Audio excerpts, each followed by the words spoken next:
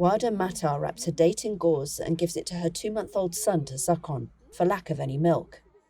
They're displaced and sheltering in a school in An-Nusayrat refugee camp in central Gaza.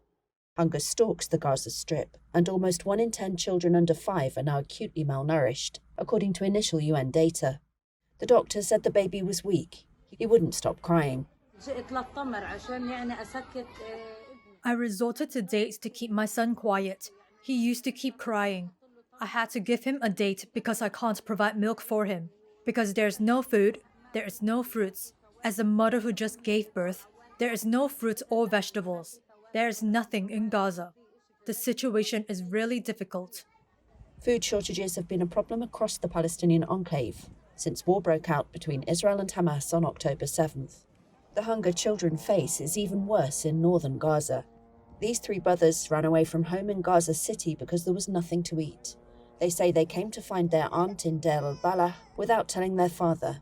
Their mother had been killed and they only ate every other day, often loaves made from ground down animal or bird food. Saad Shehada is 11 years old. We used to eat bird food. It was bitter. We did not want to eat it. We used to do so forcibly. We used to have a small loaf every 2 days. We did not like it as it was bitter. Aid agencies have accused Israel of hampering deliveries into Gaza and say the military has prevented distribution outside southern areas around Rafah.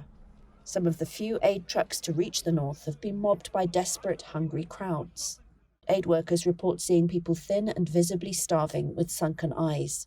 Israel has denied there are any limitations on humanitarian aid entering Gaza and has put problems down to UN distribution capacity.